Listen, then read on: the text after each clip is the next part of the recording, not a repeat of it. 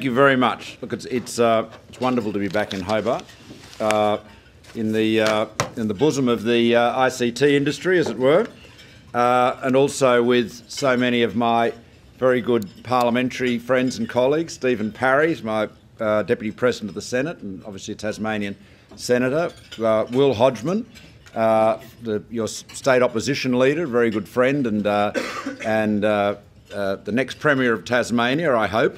Everyone I talk to hopes it too, so I think you're looking all right. We've got Liberal Senate candidates, Sally Chandler and Sarah Courtenay, and of course the Liberal candidate for Franklin, Bernadette Black, and Alicia Archer, who's a member of the State Parliament sitting there with Will. So we're surrounded by Liberal love today for the ICT industry. I guess one of the biggest questions that we always have to ask ourselves is how are we, as a high-wage, developed economy, going to maintain our success, maintain our prosperity in a much more competitive world, where the combination of convergence and technology is making the world one of greater opportunity but also much more competitive, where we are no longer competing with low-wage countries doing low-skilled jobs and low-skilled tasks and products, but we're dealing with countries, and this is the process of convergence, where developing countries are lower wage but often equally high, if not higher skilled.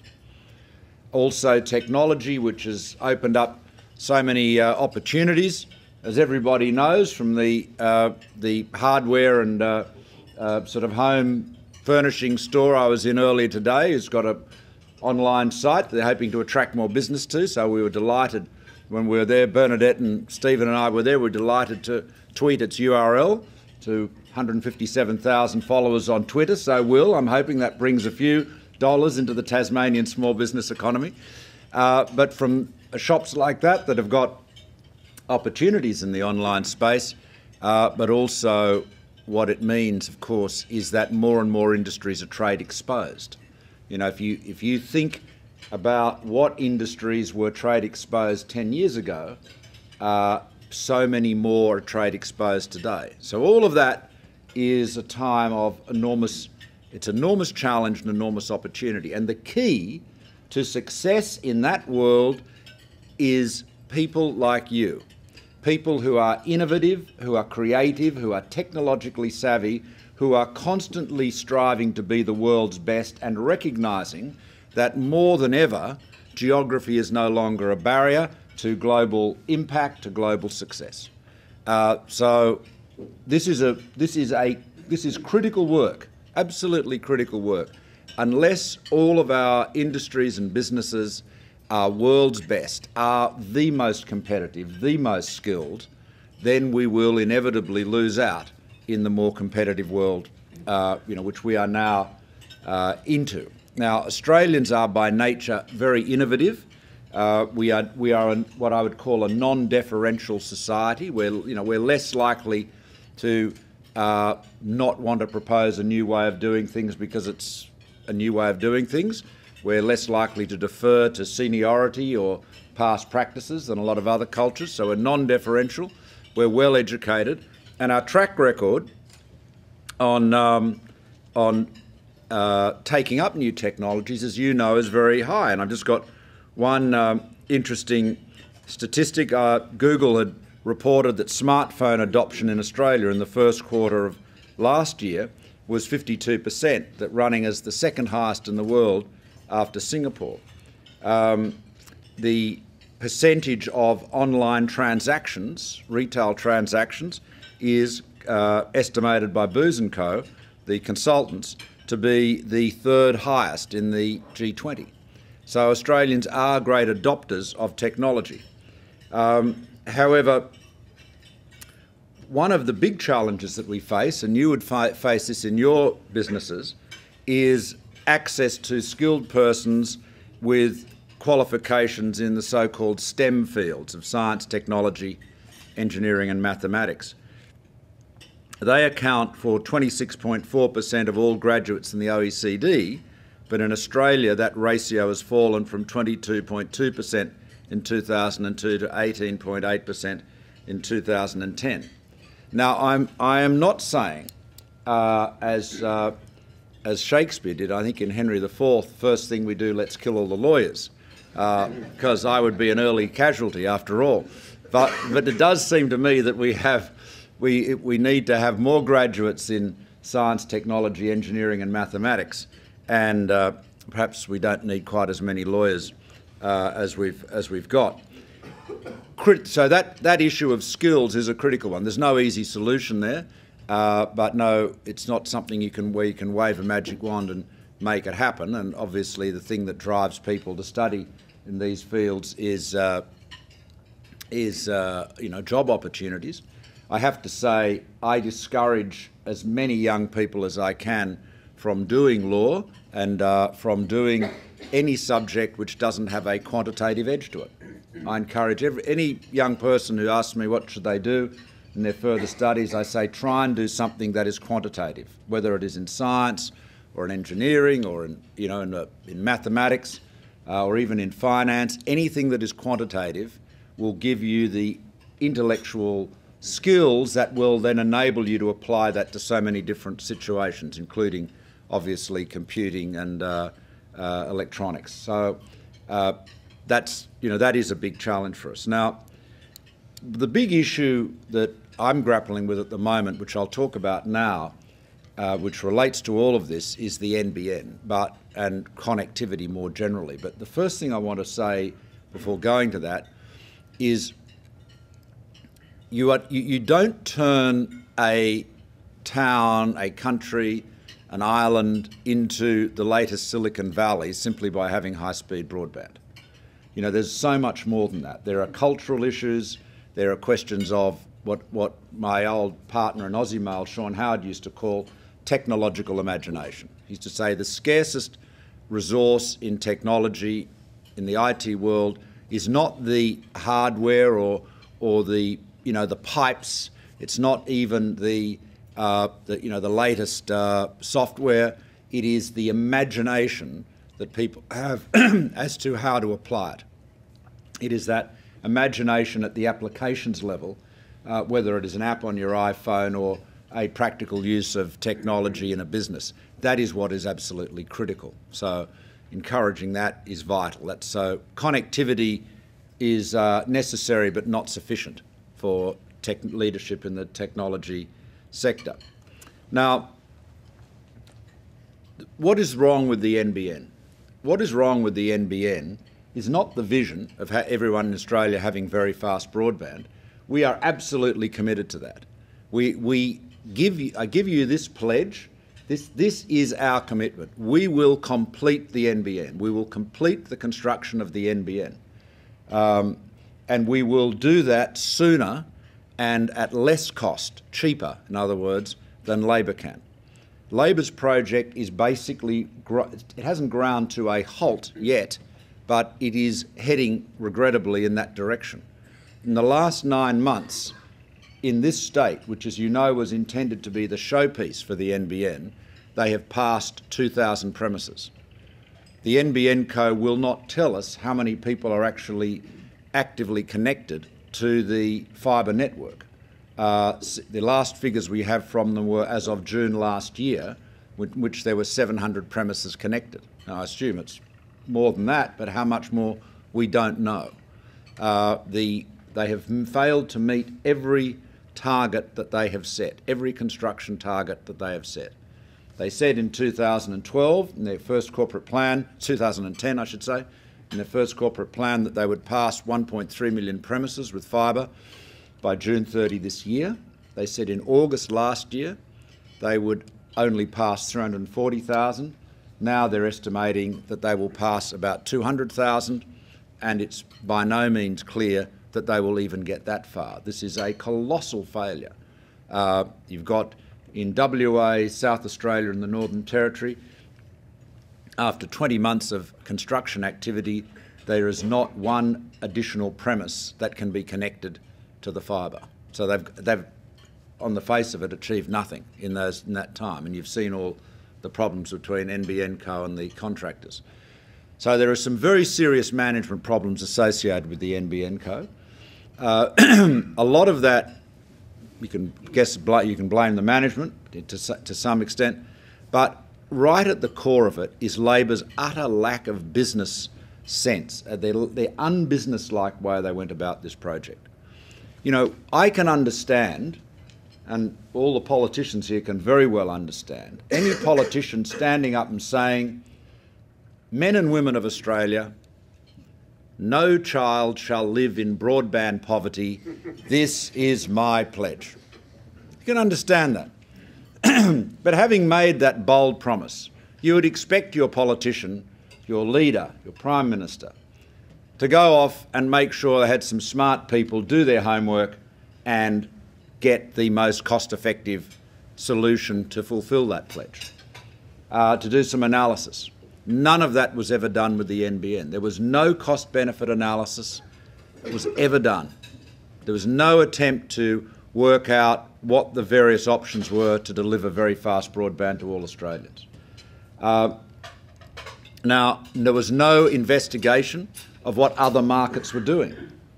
I have made it my business to get to know the people who are building new generation networks in most of the comparable countries. So our policy, which we'll release in full, and I'll sort of outline in general terms today, our policy is informed by that, informed not by something I picked up on the web or something I picked up in a corridor in Parliament, but from the practical work that engineers like yourselves are doing in comparable markets. So we know we're actually built on fact. But Labor did none of that, and the consequence is that this is a project that has no budget. I mean, most people don't appreciate that, but the NBN has no budget. It has estimates as to how much it will cost from time to time, but there has never been a cap put on it. Now, what most governments have done, I mean, the New Zealanders did this, for example. You don't have to look very far afield. The Brits have done it, and many other countries have done it. What most governments have done is they've gone to the private sector and said, look, we want everyone to have very fast broadband. We know you do too, and your concern is that there are areas where it's not economic, so let's talk about a subsidy to some extent. And that was basically what our Opel policy was. You may remember in 2007 that Labor cancelled. In this case, what the government has said is, here's a company, we've established a company, it must build fibre to the premise to 93% of the population, wireless and satellite to the rest, and whatever it costs, it will cost. And you read estimates of saying the peak capital requirement will be so many $1 billion. They actually don't know. That's what they think it will be. You know, wouldn't it have been smarter to have the private sector doing that and government putting in a subsidy so that if it runs over budget, that doesn't end up on the taxpayer's account? It's exactly what New Zealand has done. Anyway, we are where we are. As I always say, we're a bit like the chap who gets lost driving around in Ireland, you know, and goes into a pub, asks for directions to Dublin, and is given the helpful advice from the barman, if I were you, sir, I wouldn't be starting from here. Well, we wouldn't be starting from here either, but we are where we are. What have we got? We've got a project that is probably going to take 20 years to complete, if it could ever be completed, and whose cost is going to blow out to a multiple of what their estimate currently is. Now, even if you don't care about the money, and most sensible people do, of course, the fact that you're saying to people you're going to have to wait 10 years or more to get broadband upgrades is very cold comfort.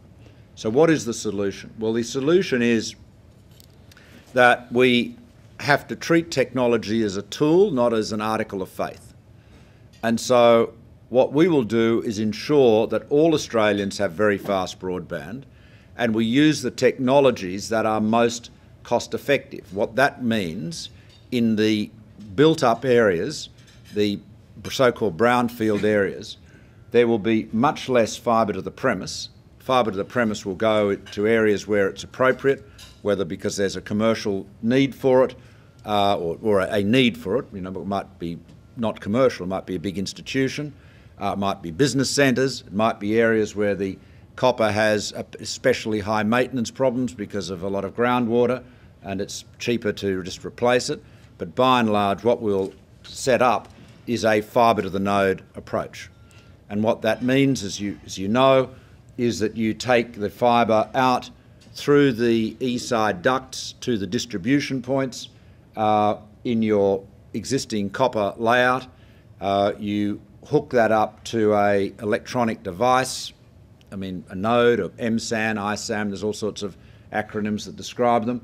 And that device then hooks into or connects to the legacy copper network. And as long as the copper at the other end is not unduly long, as long as it's measured in hundreds of metres and not kilometres, and of course if it is measured in kilometres you'd have to put another node somewhere else into the field, but as long as it's measured in hundreds of metres, you can achieve very, very high speeds.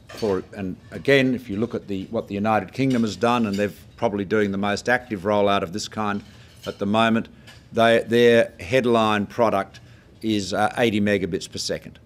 When they introduce vectoring, they believe they can increase that by up to 50%. Vectoring, as those who aren't familiar with it, is a technology that is very similar to what you have on those headsets you get on aeroplanes. It's a noise cancellation technology and considerably improves the rate of data transmission over copper wires. So what that approach will enable us to do is to complete the build much sooner. Now, to give you an idea of how fast you can do this, BT is passing premises with its fibre to the cabinet approach at the rate of 100,000 a week.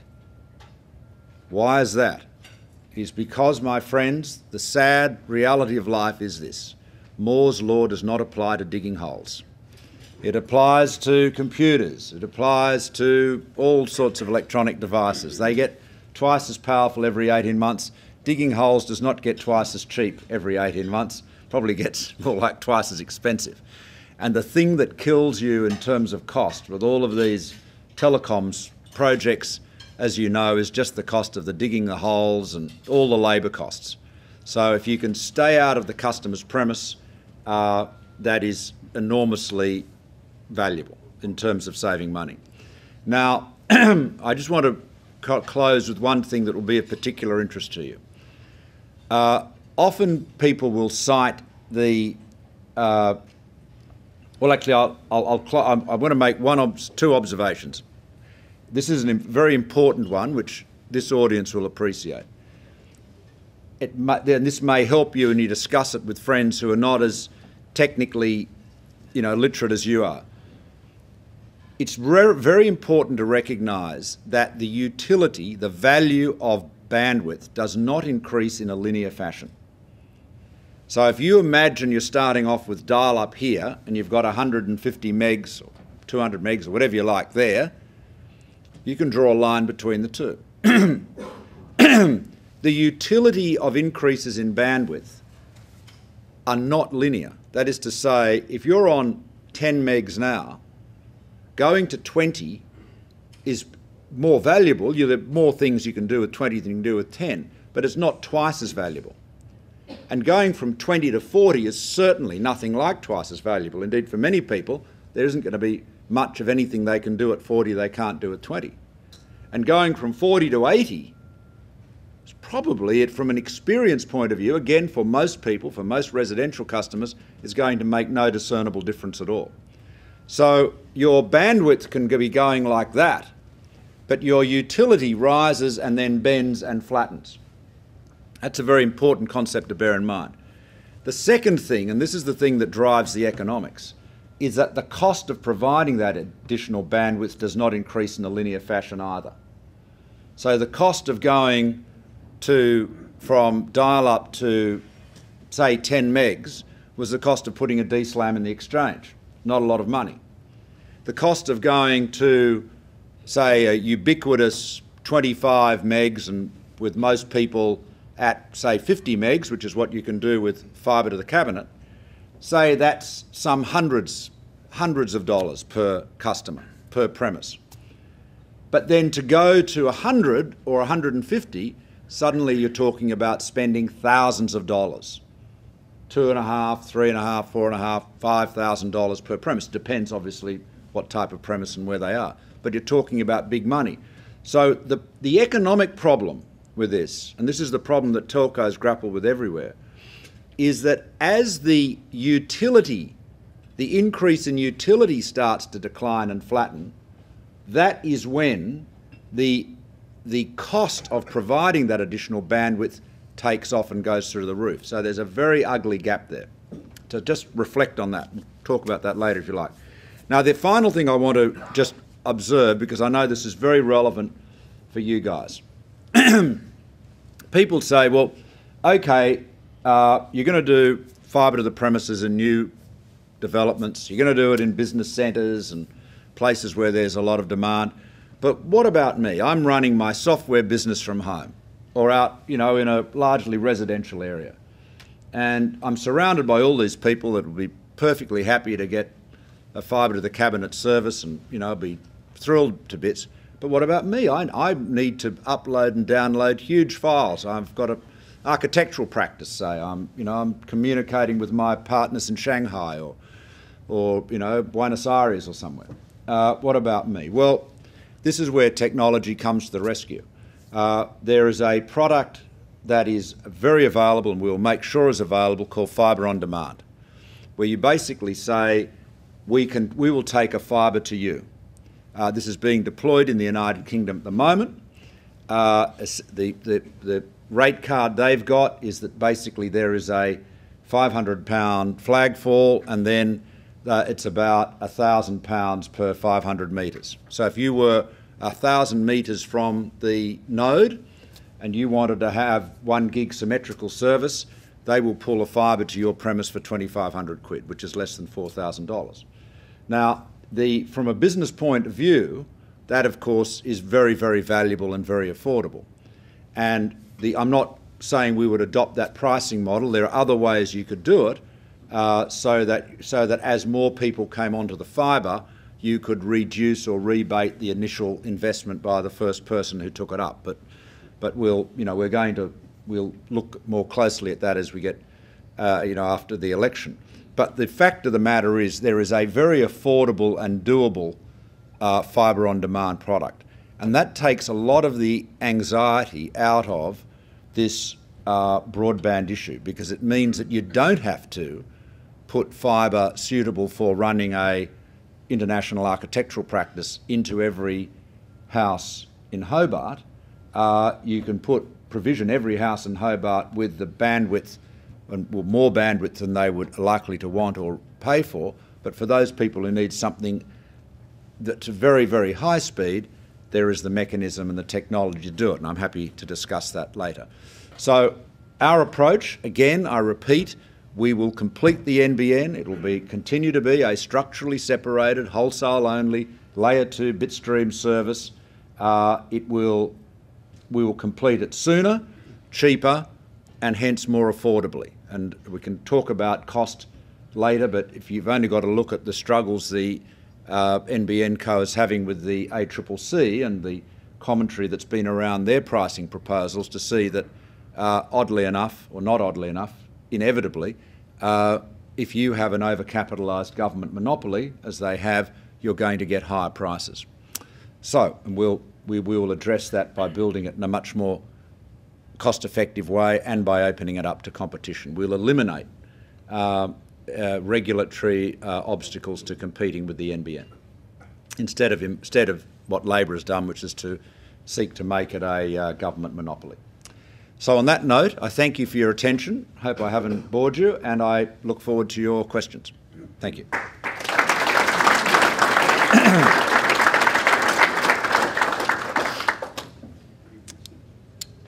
Sir.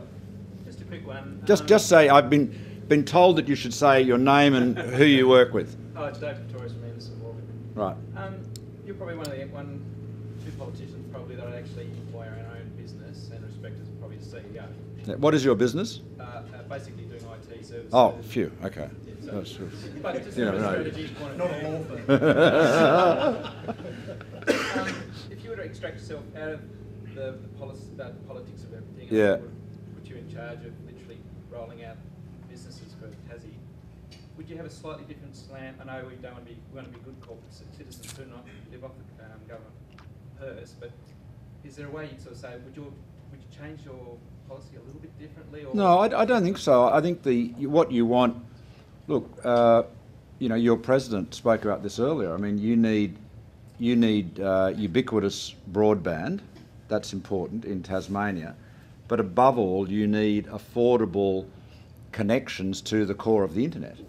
And that really speaks to the backhaul behind the exchange. You've got to remember the NBN is just a customer access network. You know, it takes you from a point of interconnect to a customer's premise. So all of that backhaul, that connectivity behind the poise is what is so important for Tasmania. But I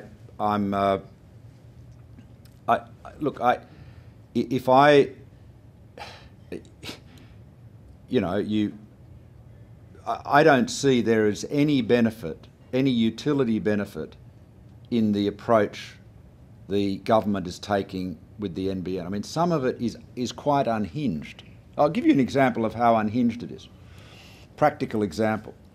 I don't know if many of you have sought to install fibre optic networks into existing multi-dwelling units, but it is challenging. Everyone knows that because you've got to fight your way up through the rises, you've got issues with body corporates, you're drilling holes in people's walls. It's all, you know, it's a hassle. It's not impossible. Anything, as we know, anything can be done at a price.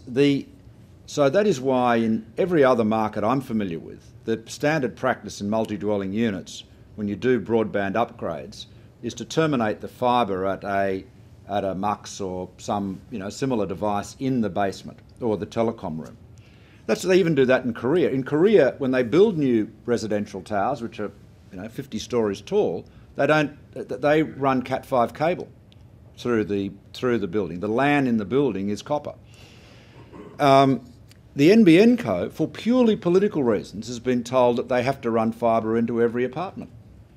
Now, that's 30-odd% of Australians live in multi-dwelling units, so that is a massive additional expense, completely unnecessary, because the copper runs in a multi-dwelling unit are by and large very short, relatively short, I mean, and so the speeds available are very high. That is an easy thing to change, and I promise you, I've actually got movies of this on my iPhone from when I was in Korea. I was amazed to see new apartment buildings which were cabled brand new with copper, rather than running fibre to the apartments. So there's a lot of sensible things you can do. So you say, as a business person, would I be saying anything differently to you? No. As a business person, Tasmanian business person, would I have a different agenda? No. I think Tasmania benefits from having a good national broadband network, but it also has to be benefits from it being affordable. Please. Sorry, Robbie Batten from the Australian Computer Society. I'm just curious on a little bit more detail on your final comments about competition in how it relates to Tasmania. Obviously, at other events and other remarks, you've talked about HFC networks in Sydney and so forth, and how they offer a viable competition to something like the NBN. Yeah. In Tasmania, I don't think we really have any existing viable competition other than the legacy copper network that Telstra's run. Do you see any practical competition actually in the Tasmanian marketplace? Well, look, it may be that you're not going to see facilities-based competition in the wireline space in Tasmania. There's obviously a lot of growing competition in the wireless space. I think all of the assumptions about the level of wireless-only households are too conservative. I think wireless is going to be a much bigger player, but it's not so much the ensuring that we're not stamping out competition, but also not imposing any barriers to it. So, if, for example, an electricity company You know, if the hydro wanted to take advantage of infrastructure it had to roll out, you know, a fibre network of its own, why, you know, the NBN would make that, NBN's regulatory regime would make that effectively impossible. Our approach, and again, we'll set all this out in more detail in the policy, which we'll release very imminently. You know, we won't stand in the way of any of that. I mean, I think competition is the best way to keep the NBN co-honest in terms of pricing. Lady, yeah. Effectively, you're offering, under your policy, is a user-pay system, which is a classic liberal Well, approach. I'm not. Well, yeah, okay, keep going. Yeah, keep going. Effectively, what that's going to do is those who can afford to have the role that you were suggesting will have to be able to fund it themselves. So how does that leave other people further out in terms of Tasmania, things such as community hospitals, the average Joe Blow who actually wants to be connected but has to pay $4,000 by whatever it might be, an outlay of that. So under that user pay system, that's fine if you actually have that upfront money, but for other people that could be quite difficult. Yeah, I think you may have misunderstood what I was saying. Our commitment is to ensure that everybody has access to very fast broadband. And when I'm talking about very fast broadband, I'm talking about speeds in excess of 25 megs. So if everybody's got access in, you know, one technology or another, whether it's satellite or fixed wireless or fibre to the node or fibre to the premise, if everyone's got access from one way or another to at least 25 megs, then there is considerable equity in that. And for residential users, that would enable them to do pretty much everything that they would need to do or seek to do. What I'm saying is that if you've got an area where, say a residential area, where you've got one person or one business there that needs very high speeds and is prepared to pay for it, then they should be able to pay for that additional cost. As far as user pay is concerned, the NBN claims to be a commercial investment. I have no faith in that at all. But if you believe the NBN's business plan, it's going to deliver a 7% return, and it will be user pay in the sense that people will pay, you know, for their connectivity. Yeah, but historically we've seen that whenever there's new infrastructure, let's take highways for example, you need to have that government funding in order to set it up. And then of course as we see as evolution, then we start seeing that split up and then that's privatised and so forth. Wouldn't you see the commitment with the NBN along the same road of committing to infrastructure? Well, again, I think you're making a political point here. I think everyone else here at least understands that I'm saying that the government will complete the NBN. It will be completed with government money. It's a question of how much government money you spend, and whether you invest in a lot of capacity which has very limited utility for most of your customers, and therefore can't generate a return. So it's a question of getting the balance right. You know, I promise you, if money and time were no object, if you had all the money in the world and business holes could be dug and cable could be pulled in the blink of an eye, then everyone would have fibre to their house. But they'd also have a Bentley and a Rolls Royce in the garage, and they'd have a subway station at every corner.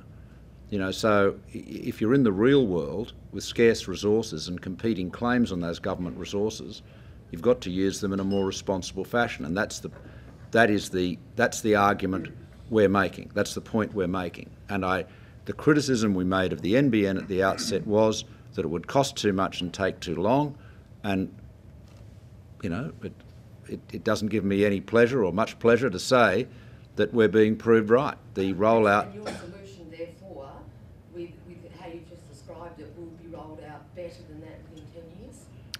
We'll release all that material when we release the policy very shortly, but you'll see the timeframes are dramatically less than Labor, and the reason is because the approach is so much faster.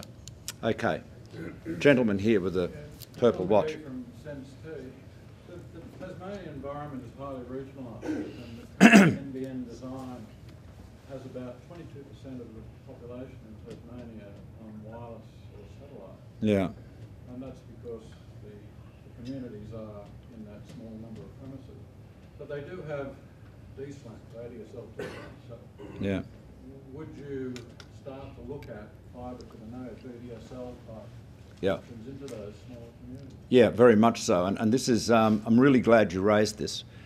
The NBN's plan at present is that they will only do fibre to the premise in communities with 1,000 premises or more, which is, quite a sizable town, country town. There are plenty of country towns I can think of, in New South Wales, which have got less than 1,000 premises that don't regard themselves as being villages or hamlets. But under the NBN plan, these folk will get fixed wireless or satellite. They will not get a wireline solution. That is very, very readily attended to with a VDSL solution. The node could in fact just be in the exchange, or you could have a couple of nodes. These are not expensive devices, and you could have a couple of nodes and cover a small town like that with an entirely wireline solution. So they will get very fast broadband. They'll get the same speeds as they would, as their cousins would in the city. So yeah, I think we can. There are areas where the wireline network will end up being somewhat larger, and it's communities like that I think are very relevant. Can I add an extra question? Yeah, sure. Okay. With copper deployment, a lot of the restriction on broadband capacity, in fact, is in the home because of the way people might run their telephone cable, and there's a whole lot of legacy, people twisting together pairs, Sure. those reflection points, kill off VDSL. Yeah. So, will you have an education program around, how people should start to review their in-home? Well, that's really a matter for the retail service providers, because remember the NBN's a wholesaler. It's spending a lot of money on advertising at the moment, but I think we all know that's simply designed to promote the re-election of the Gillard government. The NBN Co doesn't have any customers, at the retail level. It's a wholesaler, but yeah, certainly the RSPs should be doing that. Another thing is, of course, is the functionality of Wi-Fi systems. If you've got you might have a big pipe delivering a lot of data into your house, but into whatever your modem, ONT, whatever you've got in your house. But if your Wi-Fi can't operate at that speed, you're not going to get that service. So that's there's a lot of you're dead right. It's that's something that people need to be more aware of.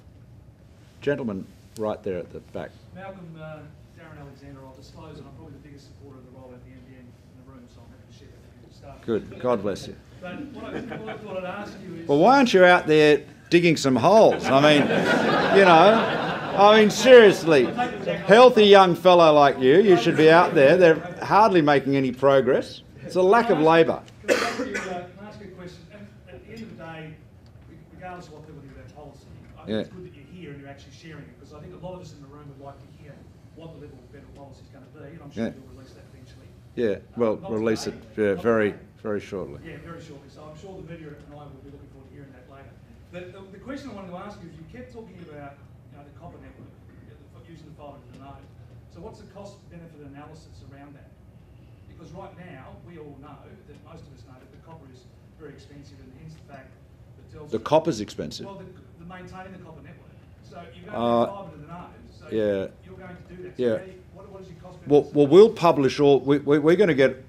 One of the things I should have said earlier, but on getting into government, there's a couple of things that are going to be done very quickly. Within 60 days, ideally. And one is a very thorough analysis and realistic analysis of what it is going to cost in terms of dollars and years to complete the NBN on the current plan, and then what savings in dollars and time can be achieved by making changes of the kind I propose. So, look, let me say this to you. it costs more to maintain outdoor copper plant than it does to maintain outdoor fibre plant. But you would never do a massive fibre to the premises rollout based on the maintenance difference. Let me give you, you won't find this in Australia because the NBN Co either doesn't know, or if they did know, won't tell you. But I'll give you the numbers from a sort of a little telco that you might have heard of called AT&T, which has got a few customers in the United States. And they have both fibre to the node, UVerse, and they've got a lot of fibre to the premises. Really, they've got a lot of everything. Naturally, a big business. Their average costs of maintenance per premise per calendar month is $3. Outdoor copper plant, $36 a year. The cost of maintaining fibre premises is about half or a little bit less of that. So you can save $20 a year. If the difference in the capex difference is thousands of dollars, you can see that as it is, you can see that the maintenance savings are not really relevant. However, there is this point to bear in mind too. There is no such thing really as an average premise. And there are some streets, there'll be some streets, some areas where the maintenance costs are very high. And I mentioned that in my earlier remarks. That is where you would say, or you might say, well, you know, this is floods all the time, or there's a huge amount of groundwater here. We're always having problems. Okay, we'll do fibre down that area. So you just got to be pragmatic about it. And this is what rational businesses do, as opposed to Stephen Conroy. I mean, it's hard to look at all these numbers when you're trying to peer through a pair of red underpants that you're wearing on your head. But that's what he says you've got to wear. Sorry, I forgot that. That's what he says. He's so powerful, you've got to wear red underpants when you come and see him. But what you do is in a particular area, particular exchange service area or subunit of that, is to look at it and form a view about, you know, what revenues can we generate from here? What are the costs of maintaining the legacy network? Do you remediate some of the copper? AT&T had a big program to do that. Or do you replace it in this area and leave the rest? You know, the idea that you'll read on Twitter and Whirlpool that the whole copper network is rotting and is about to implode at any minute is just nonsense, as you guys know. So. Yeah, I want to finish because you took most of my time. I was actually going to ask another question. It's all right. The Bass Strait, the previous Liberal leader, the Howard government, had the chance to structurally separate Telstra in the early days, which they didn't. And I think one of the reasons why Tasmania was very excited about the NBN is because it's been very difficult to have competition here, and that's what we wanted. Yeah. Competition. And we don't blame the fact that the asset is owned by the company itself, or they're not going to let competition in. But the ACCC, with their wisdom, which no one still can work out, still allowed infrastructure not to happen. So Telstra still owned the two cables that go across the Bass Strait, and the other one is owned by somebody else. So if your government gets in, the challenge to you is that we should have a fourth cable going across there, and that's something that perhaps you could support. Well, let me think about that. You know, what do you think a cable across Bass Strait would cost? Well, you know, that's something that Will should promise.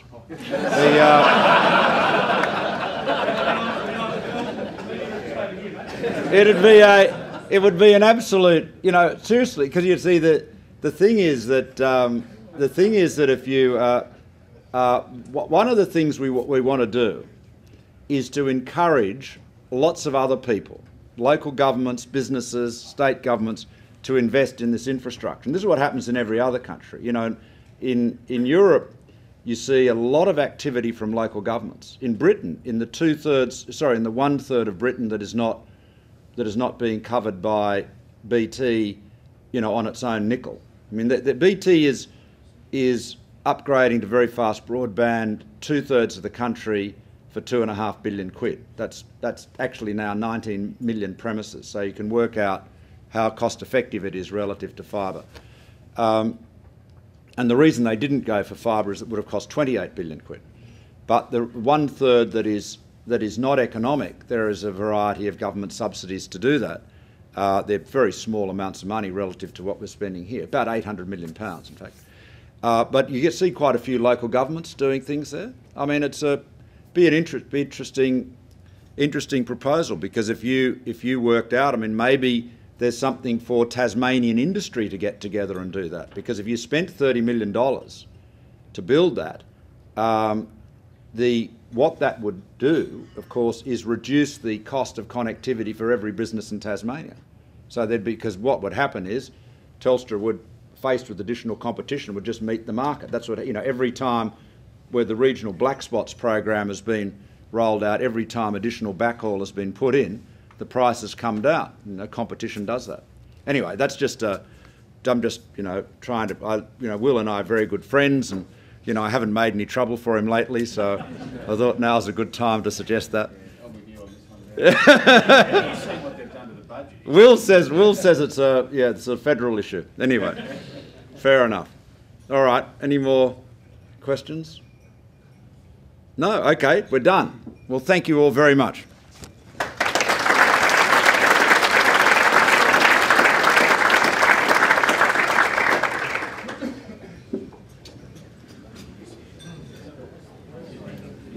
Just finally, everyone, just on behalf of TasICT, thank you very, very much to Malcolm for coming in and speaking to us today. I thought he was absolutely terrific. Can we just give him another round of applause, please?